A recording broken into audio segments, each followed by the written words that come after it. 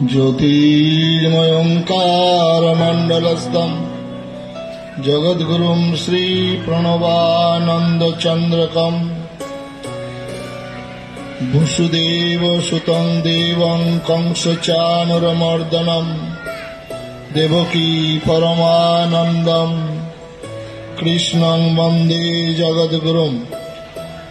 आजकेर এই সম্মেলনে ভারত সেবাশ্রম সংঘের বিভিন্ন শাখা কেন্দ্র থেকে সন্ন্যাসীরা এসেছেন, যারা নহে ধন নহে মান, জীবনের সর্বাপেক্ষা প্রিয় বস্তু করিয়া ইন্ধন, জ্বালাইছে হোম হুতাসন। ত্যাগব্রতী সন্ন্যাসী, সত্যম শিবম সুন্দরমের চিরভাষ্য স্বরূপ সন্ন্যাসী, ত্যাগের মন্ত্রে দীক্ষিত যারা মানুষ তারা নয়, মানুষের বেশে দিয়ে যায় তারা দেবতার পরিচয়। এ হেন দেব ও শিশু যারা দেবতার দীপ হাতে নিয়ে আপনাদের সামনে প্রস্তুত হয়েছেন, সেই সন্ন্যাসীদের শ্রদ্ধা নিবেদন করছি। আছেন আজকের এই সম্মেলনে, বক্তব্য রেখে সমৃদ্ধ করেছেন আমাদের সবার আপনজন প্রিয় মাননীয় ওঙ্কার বাবু। বক্তব্য রেখেছেন যোগা আশ্রমের একজন ব্রহ্মচারী সন্ন্যাসী, এসেছিলেন আজকের এই এলাকার সাংসদ, তিনি সংসদ রত্ন পেয়েছেন, মাননীয় সুকান্ত মজুমদার মহোদয়।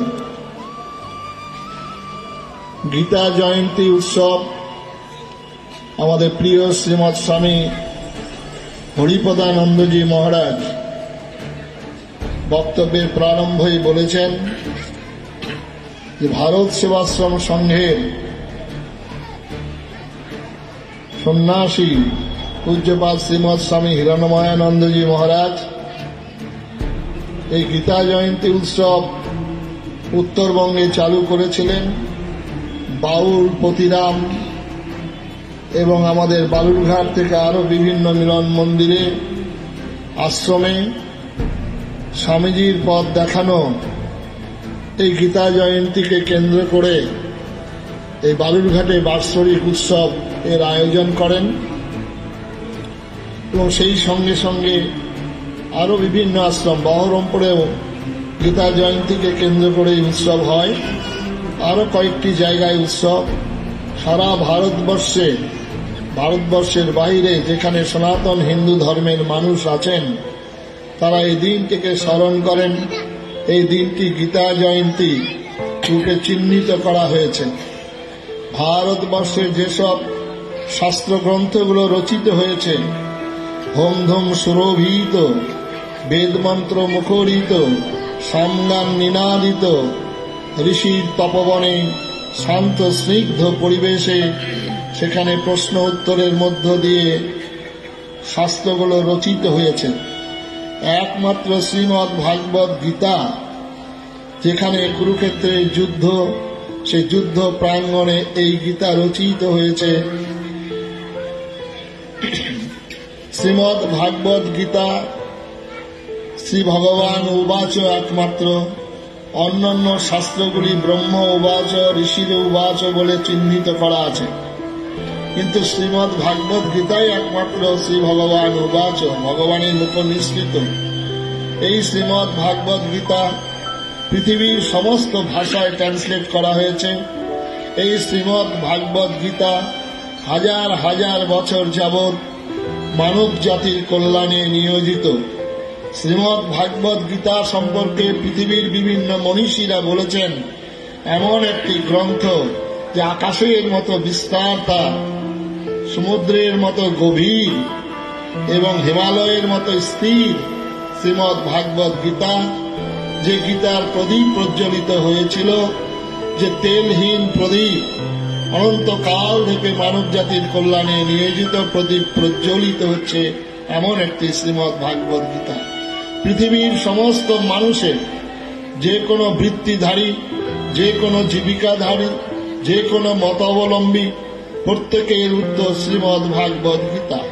শ্রীমৎ ভাগবত গীতা একটা বালক থেকে একটা বৃদ্ধ, একজন রাজা থেকে একজন প্রজা, একজন ভিখারি থেকে একজন সিপাহী সন্ন্যাসী, একজন সধবা থেকে বিধবা, সবার জন্য শ্রীমদ্ ভাগবত গীতা। শ্রীমদ্ ভাগবত গীতা সম্পর্কে মহাত্মা গান্ধী বলেছেন, আমার দুজন মা ছিলেন, গর্ভধারিণী মা যখন দেহ রেখেছেন, তারপরে আমার শ্রীমদ্ ভাগবত গীতা যখন মানসিক ক্লেশ, যখন দণ্ড, যখন নানা রকম সংকটে আমি ঘনীভূত, তখন শ্রীমদ্ ভাগবত গীতার কাছে আমি প্রশ্ন রেখেছি, উত্তর পেয়েছি। পচে গীতার পাতাগুলি খসে খসে যাচ্ছে, কবে আমার পিতা মাতা মারা যাবে, তার মাথায় সাময়িক গীতাখানা ঠেকিয়ে দিলে তারা সরাসরি স্বর্গে যাবে, এইটা ভ্রান্ত ধারণা। গীতাখানা একবার খুলে পড়ে দেখুন গীতাতে কি রয়েছে। গীতাতে বলছে বাসাংশী জীর্ণানি যথা বিহায় নবানি গৃহাতি নর পরাণী। আমার আত্মাকে অস্ত্র ছেদন করতে পারে না, অগ্নিদগ্ধ করতে পারে না, জল আর্দ্র করতে পারে না। এই প্রেরণা পেয়েছিল বলেই আমাদের তদানীন্তনকালে ওই বিপ্লবীরা ফাঁসি রাষ্ট্রকে চূর্ণন করেছিল। এই প্রেরণা পেয়েছিল বলেই সেদিন আমাদের যুদ্ধক্ষেত্রে উপস্থিত হয়েছিল। এই কুরুক্ষেত্র শ্রীমদ্ ভাগবত গীতার যিনি স্রষ্টা শ্রী ভগবান শ্রীকৃষ্ণ ভগবান, তার জীবনটা একটু জানা দরকার। কাল থেকে আমি এখানে শুনছিলাম, আমি এসেছিলাম পূজ্যবাদ স্বামী বিজয়ানন্দজিকে নিয়ে, ওই যখন মালদা থেকে এখানে, আর এখানে কীর্তন হচ্ছিল, লীলা কীর্তন। বিজয়ানন্দ স্বামীজি বলছে হিরণময়ানন্দ আবার কি কাণ্ড কারাম্য করেছে। আমি বিজয়ানন্দ যেখানে ভাষণ দেবো সেখানে লীলা কীর্তন, তিনি খাট ধরে লীলা কীর্তন আমি দিলেন। কাল থেকে রাধা রাধা রাধা রাধা রাধা রাধা করে সর্বনাশটা করছেন। এটা জানা দরকার। ভগবান শ্রীকৃষ্ণের জীবনটাকে একবার অনুধারণ করুন, অনুসরণ করুন, অনুসরণ করবেন। ভগবান শ্রীকৃষ্ণ বৃন্দাবনে ছিলেন 11 বছর। ওই 11 বছর মধ্যেই ভগবান শ্রীকৃষ্ণকে তিনি ভগবান তার বাস্তব রূপ দান করেছেন ওই বৃন্দাবনে।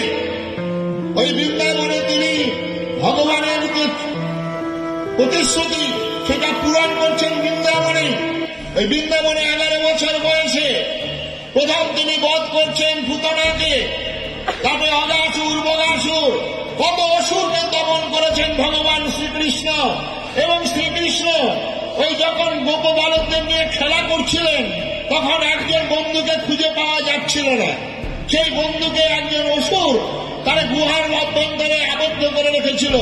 কৃষ্ণ সেখানে গেলেন, সেখানে গিয়ে গুহা থেকে সেই অসুরটাকে বের করে নিজের হাতে গলা টিপে হত্যা করেছিলেন। এই হল শ্রীকৃষ্ণ। আর শ্রীকৃষ্ণ বলেছেন বিনাশায় দুষ্কৃতাং ধর্ম সংস্থাপনার্থায় সম্ভব আমি যুগে যুগে।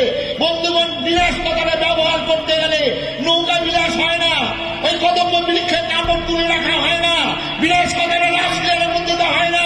বিনাশ কথাটা ব্যবহার করতে গেলে শক্তি শক্তি শক্তি প্রয়োজন হয়। তাই ভগবান শ্রীকৃষ্ণ ওই বৃন্দাবন থেকে চলে গেলেন মথুরা, মথুরা থেকে চলে গেলেন তিনি কুরুক্ষেত্র, কুরুক্ষেত্র থেকে চলে গেলেন দ্বারকায়। আর আমরা হিন্দুরা, আমরা বাঙালিরা, আমাদের কীর্তনীয়রা, আমাদের ভাগবত পাঠকরা রাধা ছাড়া আর কোনো চিন্তা করেন না। কোথায় রাধা? বঙ্কিমচন্দ্র কৃষ্ণ চরিত্রখানে একবার পড়বেন, ডক্টর শশীভূষণ দাশগুপ্তের কথা পড়বেন, রাধার ক্রমবিকাশ। রাধা কোনো জায়গায় নেই, রাধার কথা উল্লেখ কোনো জায়গায় নেই। আর যদি রাধা থাকতো, তাই বৃন্দাবনে যখন বৃন্দাবন থেকে চলে গেলেন, তাহলে একবারও আর রাধার কথা বলেননি, একবারও রাধার কথা উচ্চারণ করেননি। আর রাধা তখন তার প্রেমের আকুলে কৃষ্ণের পিছনে ছুটে যাননি। আমাদের এই কদম্ব বৃক্ষে কাপড় তুলে, যিনি ভারতাত্মা ভগবান, তার খেয়ে কাজ করে না, পুকুরে মায়েরা স্নান করছেন, আর তার কাপড় দুটো নিয়ে উঠে গেলেন গ্যাসের তলায়। আর সেখানে গিয়ে কীর্তনীয়রা বলছেন যেও না যেও না, যমুনার ধারে রাধা, ওখানে বসে আছে কালু হারামজাদা। এই থেকে তো কীর্তনীয়দের কথা। যিনি ভারতাত্মা, যিনি এত বড় ভারতবর্ষকে একতাবদ্ধ করছেন, যিনি কুরুক্ষেত্রের যুদ্ধে এইরকম একটি কুরুক্ষেত্রের সমরাঙ্গনে এমন একটি শ্রীমদ্ ভাগবত গীতার মতো শাস্ত্রগ্রন্থ কথা বলছেন, আর সেখানে আমরা কৃষ্ণদের কোথায় নামিয়ে দিলাম। তাই আজকে বন্ধুগণ, প্রথমে মনে রাখতে হবে রাধার কোনো সম্পর্ক নেই। আমি দ্বারকায় গিয়েছিলাম, দ্বারকায় একজন রুক্মিণী দেবীর একটাই মাত্র মন্দির আছে। এটা বিধর্মীরা তারা চক্রান্ত করেছেন যেমন, আর আমাদের স্বদেশে এই নানা রকম মানুষরা তারা এই কথা চক্রান্ত করেছেন। আর গীতার শেষে যখন সঞ্জয়কে জিজ্ঞাসা করছেন যে বলো আমাদের এই উভয় সৈন্যের মধ্যে এই কুরুক্ষেত্রের যুদ্ধের কি ঘটনা তুমি বলো সঞ্জয়। আর সঞ্জয় যখন দূরদর্শনের মধ্য দিয়ে গীতার শেষ শ্লোকটায় বলছেন যত্র যোগেশ্বর কৃষ্ণ যত্র পার্থ ধনুর্ধর কথা বলেছেন, তত্র শ্রী বিজয় ভূতির ধ্রুবা নীতির মতির মম কথা বলছেন। আর যেখানে পার্থ, খালি পার্থের কথাই তো বলতে পারতেন, পার্থ দিয়ে হবে না, ধনুর্বাণধারী পার্থ চাই, এই কথা বলছেন সঞ্জয়ের মতো লোক। আর সেখানে কৃষ্ণ যখন ওই অর্জুনকে বলছিলেন অসচ্ছ অম্বরস্যস্তন্ত্রজ্ঞাবাদংশ ভাষসে, অনেকটা তত্ত্ব কথা বলেছিলেন, কিন্তু তারপরেই যে ভগবান কৃষ্ণ বললেন অর্জুনকে উপলক্ষ করে, অর্জুনকে এখানে ভারত কথা বলা হয়েছে, মাননীয় সাংসদ সেই ভারতবর্ষের কথা বলেছিলেন, হে ভারত অর্জুনকে সম্বোধন করছেন। আর সেই জন্য সেখানে বলছেন পার্থ নৈততে পদ্ধতে ক্ষুদ্রং হৃদয় দৌরলং ত্যক্ত উত্তিষ্ঠ পরন্তপ অথবা প্রাপ্সি স্বর্গং জিদ্বা ভক্ষসি মহিন অথচ তৈমাং ধর্মং সংগ্রামন্য করিষ্যসি তত স্বধর্মং কীর্তিং চুয়া হিত্বা পাপম অবাপসি অথচ তৈমাং ধর্মং সংগ্রামন্য করিষ্যসি। কি বলছেন ভগবান?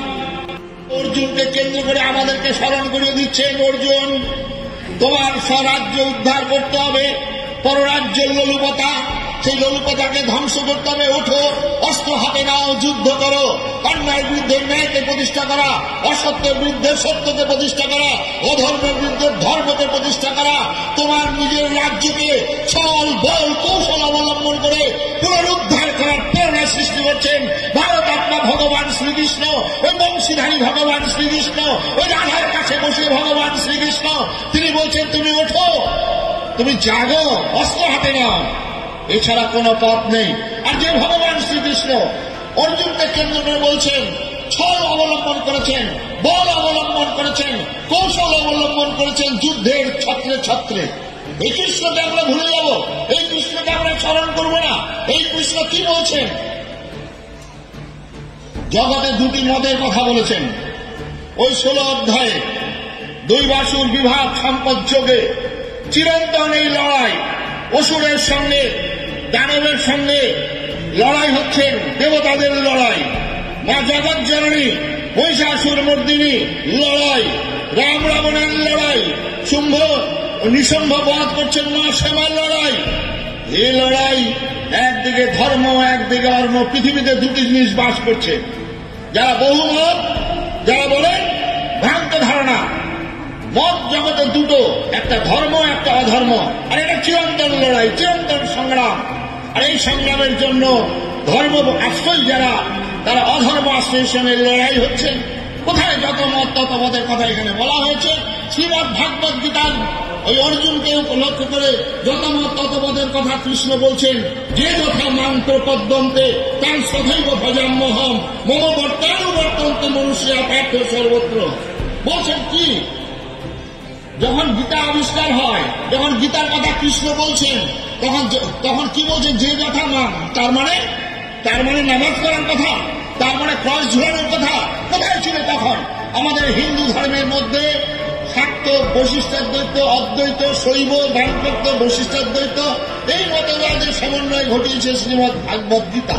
তাই শ্রীমদ্ ভাগবত গীতায় কখনো কর্মের কথা বলা হয়েছে, কখনো জ্ঞানের কথা বলা হয়েছে, কখনো ভক্তির কথা বলা হয়েছে, কখনো প্রত্যেকটা গীতার অধ্যায় শেষে লেখা আছে ব্রহ্মবিদ্যায় যোগ শাস্ত্রে, যে যোগের কথা বলছেন উনি, যোগ শাস্ত্রে শ্রীকৃষ্ণ অর্জুন সংবাদে 2য় অধ্যায়ের নাম সাংখ্যযোগ সমাপ্ত। কি সুন্দর অপূর্ব জিনিস। আর সেই শ্রীমদ্ ভাগবত গীতার ভগবান কৃষ্ণের হচ্ছে তার উদ্গাতা, এবং তিনি নিজে বলছেন গীতা মে হৃদয় পার্থ, গীতা মে হৃদয় পার্থ, গীতা আমার হৃদয়। আর গীতাকে আশ্রয় করে আমি ত্রিলোক ধারণ করেছি। সুতরাং গীতাই আমাদের একমাত্র পাথেয়, গীতাই একমাত্র আমাদের রক্ষাকর্তা, গীতার ধর্মই আমাদের ধর্ম। তাই গীতার পাঠ আমাদের ঘরে ঘরে শুধু করা নয়, গীতার আদর্শকে প্রতিফলিত করার জন্য আজকে এই অবস্থা, শুধু ব্যবস্থা। সুতরাং বাংলার যেসব মনীষীরা আজকে আমরা বাংলা গর্ববোধ করতাম। আমরা আমাদের বিবেকানন্দের কথা, আমাদের ঠাকুর রামকৃষ্ণের কথা, আমাদের চৈতন্য মহাপ্রভুর কথা, আমরা রবীন্দ্রনাথের কথা, আমরা নজরুলের কথা আমরা সবসময় বলি। আমাদের বাংলায় এমন রাজনীতির দল তারা বলছেন যে আমাদের পশ্চিমবঙ্গ আমরা নাকি চৈতন্য মহাপ্রভুর বংশধর। আরে চৈতন্য মহাপ্রভুর বংশধর খুব ভালো কথা, নিশ্চয়ই চৈতন্য মহাপ্রভুর বংশধর। চৈতন্য মহাপ্রভু কি বলেছেন আমাদের একটা কথাই আমাদের সবাই জেনে গেছি, মাল্লি করছি কারা তা বলি কি প্রেম দিব না। এই চৈতন্য মহাপ্রভু প্রেমের অবতার, প্রেমের মহাপুরুষ। তিনি তখন এই কথা বলেছিলেন, কি অবস্থায় বলেছিলেন আমরা সেটা চিন্তা করলাম না। এই চৈতন্য মহাপ্রভু এই বাংলার বুকে আজকে যেমন সেদিন ওই 10 তারিখের পেট পরীক্ষা কে বন্ধ করে দিয়ে 24 তারিখে ইচ্ছাকৃতভাবে ঘোষণা করেছিলেন। আর এই বাংলায় সেদিন কীর্তন বন্ধ করে দেওয়ার, গীতা পাঠ বন্ধ করে দেওয়ার চক্রান্ত করেছিলেন ওই রানীমা। আজকের দিয়ে ওই রেড রোডে দিয়ে নামাজ করেন, আজকের সেদিন দিয়ে ওই ফাদারের চরণে মৃদু খান। আজকে বাঙালি, আজকে চাপড়ে বাঙালি আজকে কথা বলবে না। আমরা কি অন্ধ হলে চোখে দেখতে পারবেন না। আজকে বলা তারা একটা কথা বলতে পারবেন না, আপনারা কানে শুনবেন না। অন্ধ কালা বোয়া হয়ে গেছে আমরা হিন্দু জাতি, আমরা বাঙালি। আজকে আমাদের বললো নেই